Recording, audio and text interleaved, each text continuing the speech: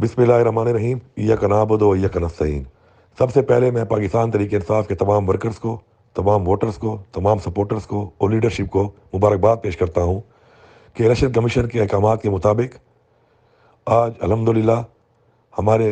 Election commission Pakistan Tehreek Insaf ने intra party election का इनकाद किया और खुश असलूबी के साथ वो इलेक्शन पाया तकमील तक पहुँचा।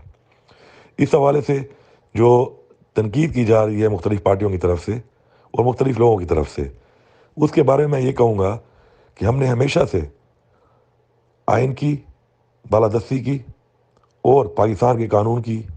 हमेशा से कदर की है और उसकी पासदारी की है। इससे पहले फारग फंडिंग केस के अंदर सिर्फ तहरीक इंसाफ के ऊपर एक केस चलाया गया और अल्हम्दुलिल्लाह हम उसमें सुरखरू हुए, लेकिन बाकी पार्टियों के ऊपर वो केस या वो चीज़ फंडिंग के बारे में चेक नहीं की गई। इसी तरह इंट्रा पार्टी इलेक्शन के हवाले से अगर एतराज़ात आपके हैं तो बिल्कुल खुशाइन बात है, ये जमहूरियत का हिस्सा है और जमहूरियत के अंदर किसी भी सियासी अमल के ऊपर किसी तरह का एतराज़ या किसी तरह की निशानदेही को हम कबूल करते हैं, मगर तमाम पार्टियों के इलेक्शन को देख लिया जाए और अगर उसमें बराबरी की बुनियाद पर अगर कोई पार्टी इलेक्शन के अंदर कोई कमी किसी की है तो बिल्कुल उसके ऊपर इक़दाम उठाएं जिसको हम मन कबूल करेंगे। लेकिन ये बात करना कि जी ये पार्टी इलेक्शन जो था तहरीक इंसाफ का ये 2018 के जनरल इलेक्शन की तरह था, ऐसी बातों से गुरेज किया जाए।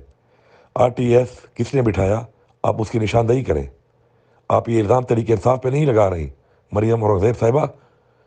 आपकी पार्टी का ये वतीरा रहा है कि हमेशा से आपने इस तरह के बयानात दे के पाकिस्तान को गैर मुस्तहकम करने की कोशिश की है। ये इल्ज़ाम आप पाकिस्तान के इदारों पे लगा रही हैं, पाकिस्तान की एस्टेब्लिशमेंट पे लगा रही हैं, उस वक्त की कायम मकाम हुकूमत पे लगा रही हैं, इलेक्शन कमीशन ऑफ पाकिस्तान पे लगा रही हैं, पाकिस्तान की अदलिया पे लगा रही हैं, जो एक बहुत ही गैर मुनासिब बात है। इसलिए बराबरी की बुनियाद पे